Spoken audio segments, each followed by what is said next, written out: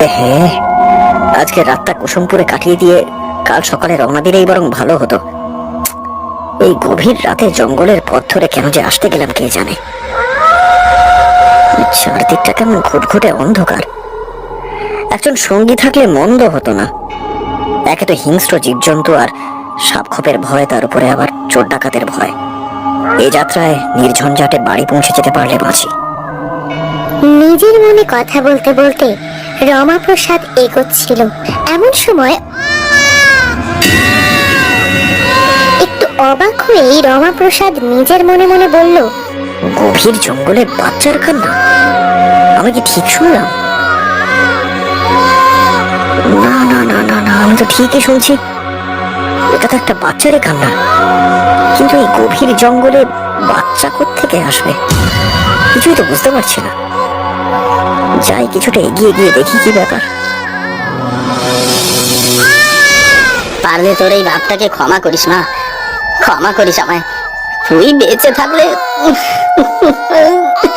না না না না, আমাকে শক্ত হতে হবে। আর মায়া বাড়ালে চলবে না। এ সন্তান বেঁচে থাকলে অনেকের ক্ষতি হয়ে যাবে। আমি কিছুতেই তা হতে দিতে পারি না। সত্যি মানুষ এতটা খারাপ হতে পারে, এই লোকটাকে না দেখলে আমি বুঝতেই পারতাম না। একজন বাবা তার সন্তানকে মেরে ফেলতে চাইছে। ছি ছি ছি ছি, আমার ভাবতেও ঘৃণা হচ্ছে। আমাকে যেমন করে হোক ওই সন্তানকে পাষণ্ড পাপীর হাত থেকে বাঁচাতেই হবে। কিন্তু কিভাবে বাঁচাবো আমি?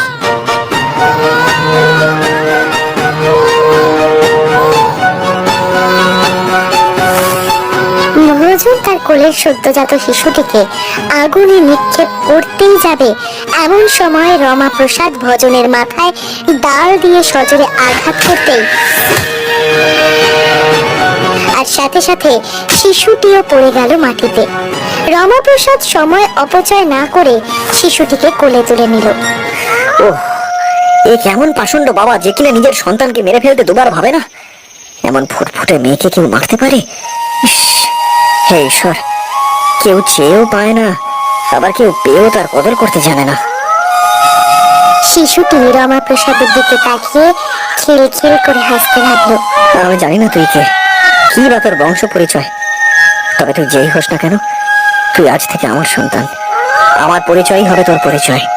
রমাপ্রসাদ এগিয়ে যাচ্ছিল সামনের দিকে। ওকে মেরে ফেলো, ওকে নিয়ে যেও না। ওকে মেরে ফেলো, মেরে ফেলো ওকে, মেরে ফেলো ওকে।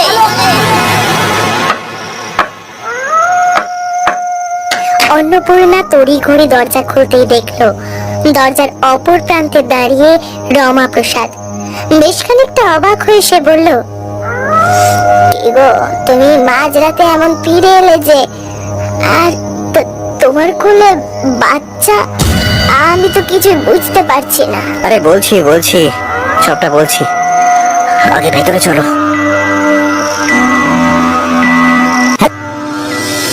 এবার বলো তো কি হয়েছে?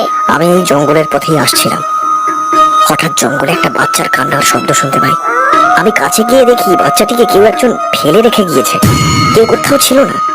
কার বাচ্চা তুমি বাড়িতে নিয়ে এলে?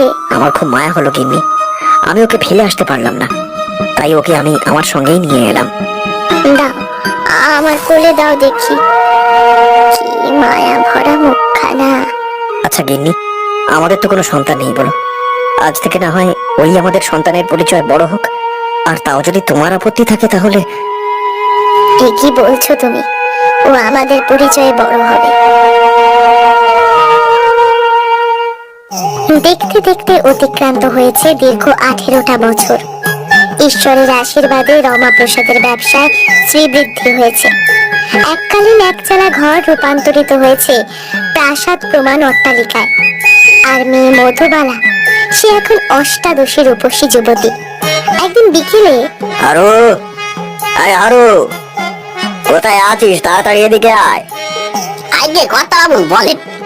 আরে মধুমাকে দেখছি না, সে কোথায় তাকে গিয়ে বল আমি ডেকে পাঠিয়েছি।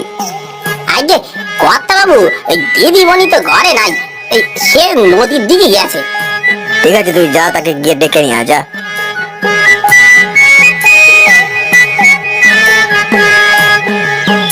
কি গো, অনেকক্ষণ অপেক্ষা করছো? এতক্ষণে বুঝি তোমার আসার সময় হলো? এতটা পথ হেঁটে আসতে তো সময় লাগে নাকি? এত ভালোবাসো আমাকে? তোমার টানেই তো রোজ ছুটে আসি, তোমাকে একটি বার দেখবো বলে। কিন্তু কতদিন আর এভাবে চলবে বলো তো? তুমি ভেবে দেখেছো তোমার পরিবার কোনোদিন আমাকে মেনে নেবে না? কেন মেনে নেবে না? আমার বাবা আমাকে খুব ভালোবাসে আর আমার কোনো কাজে বাধা দেয় না, তাই আমার বিশ্বাস বাবা তোমাকেও ঠিক মেনে নেবে। তুমি সত্যি বলছো? তোমরা অত বড় ব্যবসায়ী পরিবার, সেখানে আমি একজন সামান্য রাখাল। যদি তুমি আমাকে ভালোবাসো কখনো এমন কথা বলবে না, তোমাকে আমার দিব্যি। আচ্ছা বাবা, বলবো না। ঠিক আছে, তুমি যখন বলছো তাহলে আর রাগ করবো না। জানো, তোমার কাছে এলে নিজেকে পৃথিবীর সবচেয়ে সুখী মানুষ মনে হয়। তোমার গন্ধ যে আমায়। এ কি দিদিমণি, তুমি এই রাখালটার সাথে কি করছো? মুখ সামলে কথা বলো, মাত্রা ছাড়িও না। ভুলে যেও না তুমি এক সামান্য লেটের। আমি আমার মাত্র জানি দিদিমণি, কিন্তু কর্তাবাবু এসব জানতে পারলে ভীষণ রাগ করবে।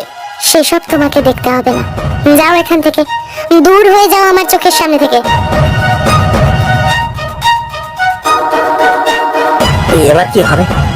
তোমাদের বাড়ির লেঠেল তো আমাদেরকে একসঙ্গে দেখে নিয়েছে। এত ভয় পাচ্ছ কেন? এটা ভয় না পাওয়ার মতন কোনো বিষয়। শুনেছি ভালোবাসলে নাকি অনেক পরীক্ষা দিতে হয়, ধরে নাও এটাও সেরকমই একটা পরীক্ষা। আসি।